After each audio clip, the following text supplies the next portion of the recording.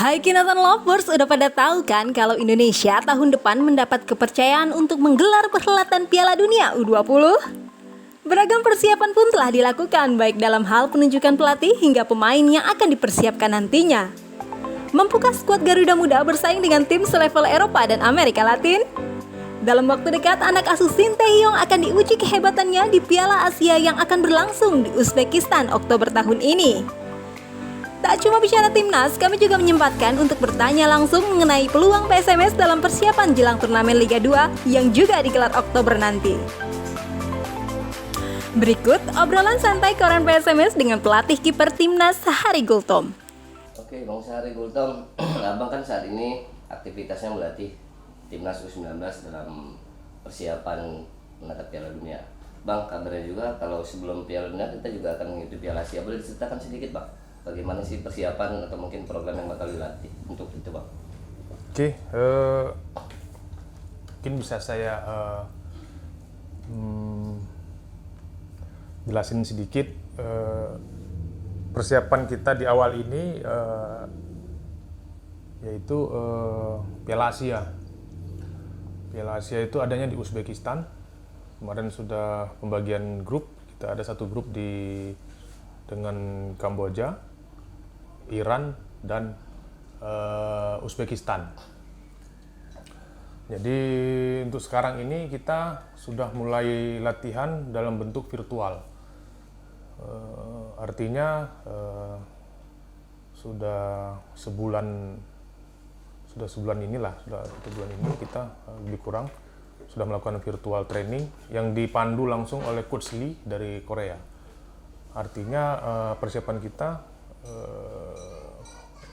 untuk saat ini itu yang bisa kita lakukan karena memang situasi yang membuat kita harus latihan virtual.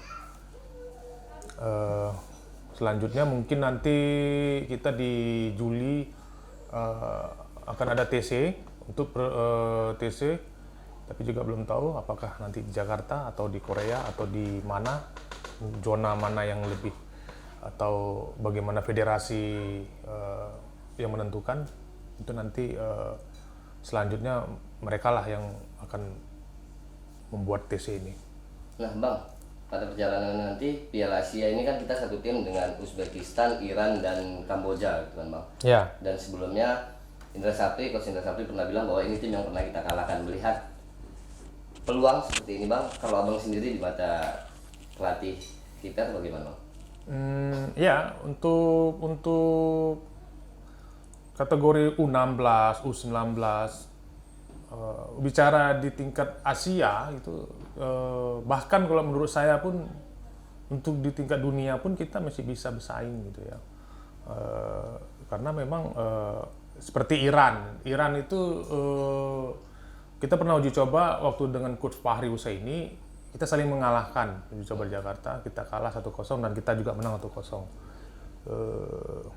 Kamboja juga seperti itu, Uzbekistan juga seperti itu. Bahkan mungkin di zamannya Coach Indra Sapri waktu itu, ingat saya pernah mengalahkan Korea Selatan juga waktu itu ya, U19-nya. Jadi artinya kita memang untuk di kategori usia ini masih bisa bersaing gitu loh. Dengan materi pelatih baru yang dari Korea ini, Bang, sendiri melihatnya untuk progres lebih besar atau bagaimana, Bang? Kalau itu kita berharap sih seperti itu ya, pastilah. Artinya berharap tim nasional ini menjadi lebih menjanjikan. Apalagi kan memang federasi telah mengontrak Coach Shin Tae-yong sekarang sudah 6 bulan, saya rasa lebih kurang 6 bulan untuk menangani tim nasional. Artinya federasi sendiri pun nggak main-main untuk ini kan, karena memang terlepas dari di Piala Asia ini kita sebagai tuan rumah di Piala Dunia nanti itu. Jadi memang benar-benar lah kita juga tahu kualitas misalnya prestasi Coach Shin Tae-yong sendiri kan pernah membawa tim Korea U20, bahkan yang terakhir di Piala Dunia U2018 kemarin. Begitu. Nah, Bang, kalau untuk sistem nanti kita pemanggilan bulan Juli Bang. Kalau boleh tahu berapa orang sih yang bakal dipanggil dan berapa orang sih yang nantinya bakal ditentukan sebagai skuad inti kita untuk Piala Asia nanti? Mungkin itu nanti ada kebijakan nanti ada di head coach ya, di coach Sintayong sendiri. Tapi kalau nggak salah saya tuh nanti mungkin ada 30 pemain nanti untuk TC di Juli nanti. Mungkin nanti pas mau sampai keberangkatan mungkin ada penciutan di situ ya. Nah, untuk materi kiper sendiri Bang, kita udah matang atau mungkin ada penambahan atau mungkin ada pengurangan Bang? Sejauh ini ada berapa kiper kita Bang? Yang sekarang ini yang ikut dalam virtual training ini ada 5 goalkeeper, gitu ya. Ada 5 goalkeeper. Termasuk goalkeeper yang dari Garuda Select kemarin itu ada 2 orang tambahan. 3-nya ini yang kemarin TC kita di Chiang Mai, Thailand. Jadi ada 5 yang lagi dipantau. Termasuk Adi Satrio yang dari PSMS. Adi Satrio dari PSMS ya. Dan ini nanti kita bakal ceritakan sampai 3 ya mungkin Bang kalau pas perjalanannya di London. Bisa jadi seperti itu. Bang, kalau menatap kompetisi yang akan bergulir PSMS sendiri nih, kita berbicara tentang PSMS ya, agak sedikit lari nih Bang ya. Kan ada stok kita 3 kiper nih Bang.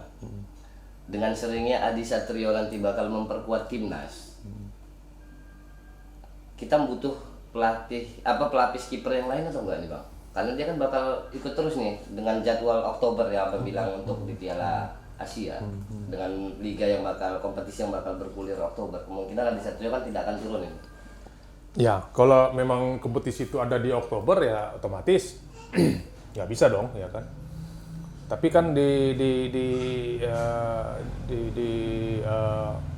Piala Asia sendiri itu kan di Oktober tanggal 15 kita mulai. Udah pasti kalau misalnya di kompetisi liga kita nanti bergulirnya di Oktober, ya menurut saya memang 2 penjaga gawang yang Rohim dan si Herlian saya rasa harus kurang ya, karena nanti itu cukup riskan buat mereka berdua gitu ya. Jadi memang harus tambah, menurut saya sih begitu. Sebenarnya kayak Adi Satrio nggak punya peluang lagi untuk turun ya di kompetisi itu ya Bang ya. Ya kalau seandainya Adi Satrio itu ikut bergabung di tim nasional ya otomatis kan di kompetisi dia akan terganggu. Nah Bang, kalau berbicara tentang kiper nih Bang, dari sudut pandang Abang sebagai seorang pelatih kiper dan pernah juga melegenda sebagai kiper PSMS, Abang melihat bahwa kayaknya stok kiper dari Medan sepertinya udah berkurang ya. Kalau bisa dibilang terakhir nama Rohim mungkin Bang ya. Kalau Abang melihat fenomena seperti ini apa sih yang terjadi Bang? Kalau dulu kita melahirkan berbagai kiper-kiper andal nih Bang. Oke, kalau tapi gini ya, jangan dibilang saya legenda enggak lah. Iya. Tapi saya mantan PSMS. Yang legenda itu mungkin seperti banyak lah, Bang Ponirin dan Roni Pasla segala macam ya. Artinya mereka yang legenda. Tapi menyikapin itu kenapa regenerasi itu pemain PSMS ini yang goalkeeper sekarang justru kurang gitu ya. Kalau saya pikir memang di Medan sendiri ini atau Sumatera umumnya gitu ya, Sumatera Utara gitu, untuk di tingkat bawah baik itu akademi atau di kejuaraan bertandingnya, misalnya di antar ASSB-nya atau di kompetisi sendiri di internal Medan ini itu masih kurang.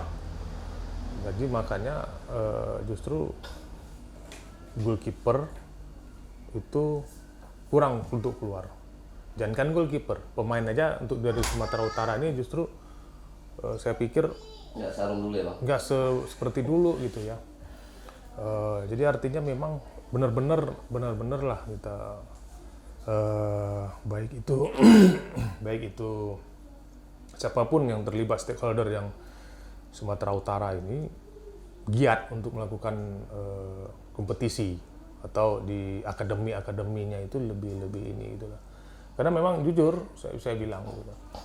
Sekarang misalnya ya di Bali sendiri yang timnya baru itu saya rasa untuk tingkat di akademinya itu bagus untuk Indonesia itu, atau Persib Bandung gitu ya. Akhirnya mereka kan melahirkan pemain-pemain yang bermuncul gitu.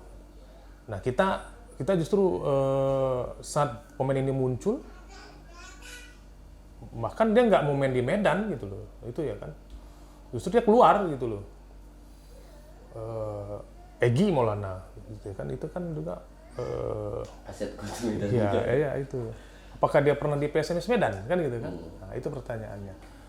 Tapi seperti Firja sempat juga kemarin itu ya. Nah, ini yang saya rasa memang kita harus benar kerja keras untuk menciptakan itu.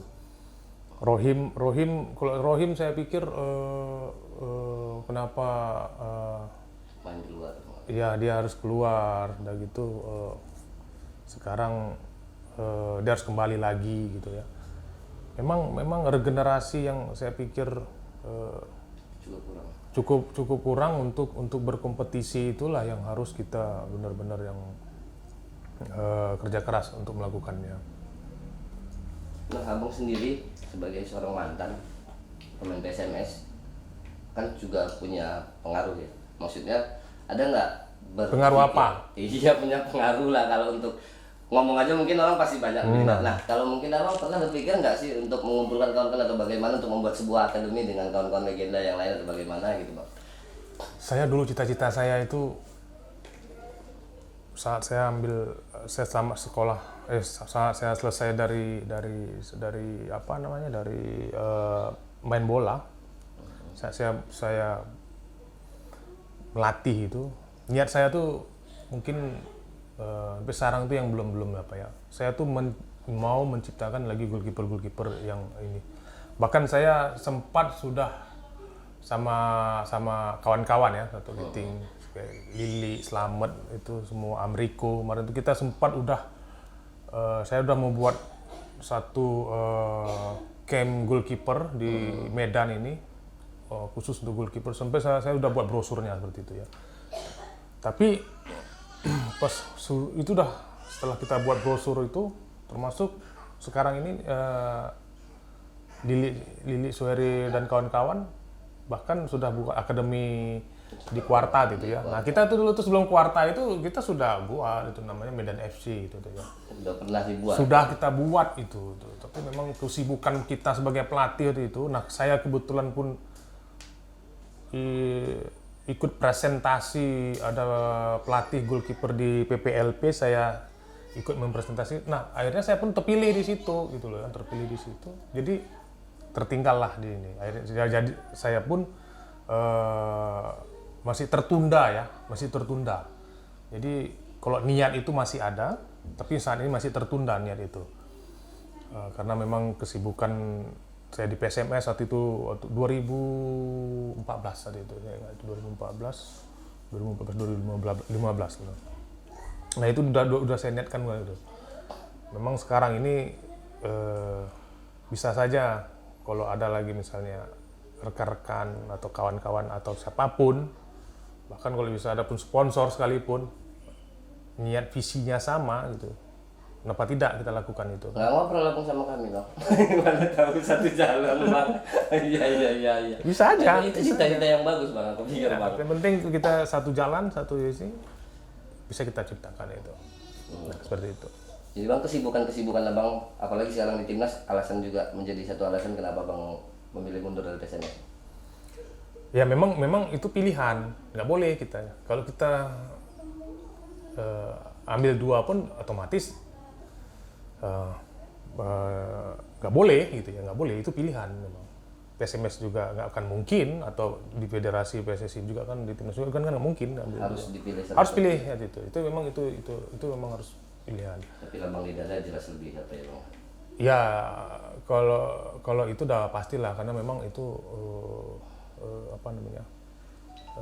lebih membawa ke negara kita itu kan. Walaupun hati saya kepingin kembalikan PSMS ini di kasta tertinggi gitu loh. Itu dan niat saya tuh. Jadi bang berapa malam mimpinya tuh bang untuk menentukan pilihan itu bang? Kan cukup sulit aku pikir sebagai sebagai orang Medan asli dan harus berjuang untuk negara, satu sisi untuk daerah gitu bang. Nggak mesti apalah. Tapi cukup saya respect. Maksudnya saya gini, saya terima kasih ke manajemen PSMS yang begitu begitu welcome, begitu respect sama saya gitu ya. Dan saya sangat menghargai itu. Baik itu Pak Mulyadi atau Pak Edi Ramayadi gitu. Julius Raja juga ya. Semua di situ. Jadi mereka itu benar-benar yang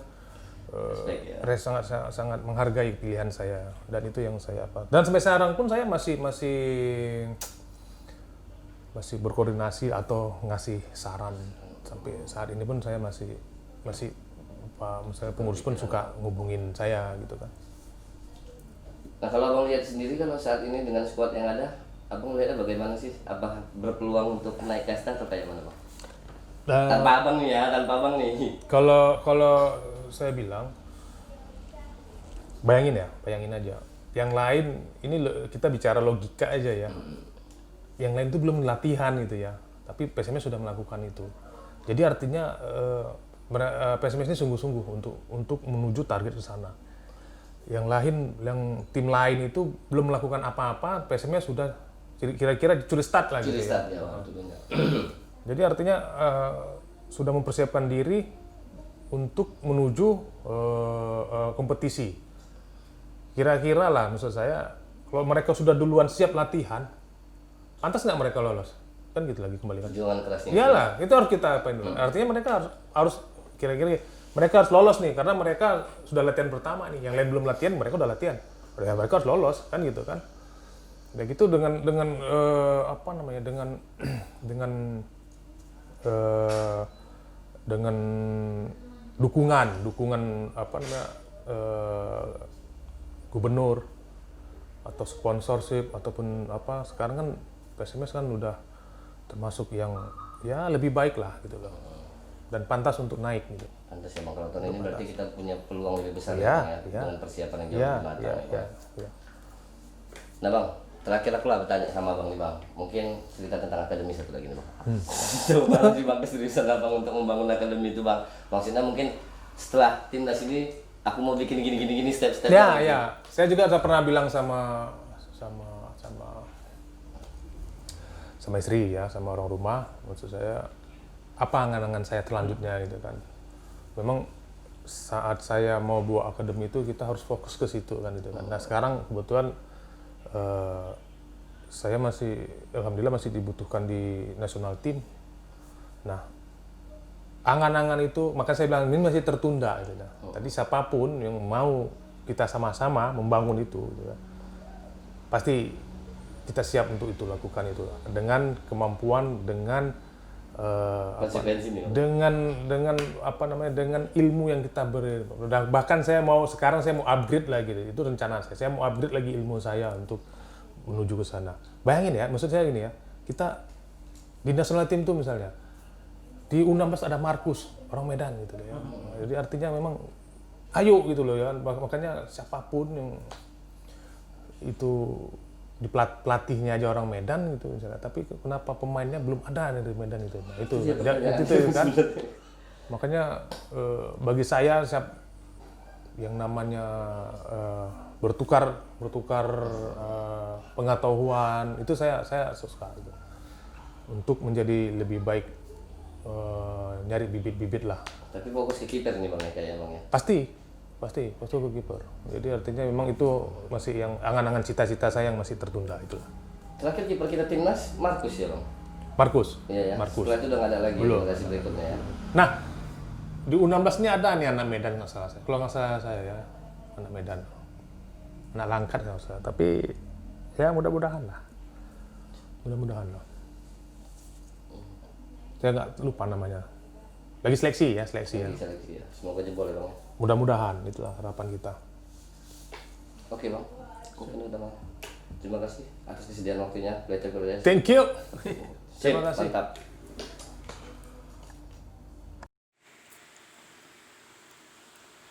Kinatan Lovers, obrolan santai tadi semoga bisa menambah kecintaan kita terhadap dunia sepak bola ya.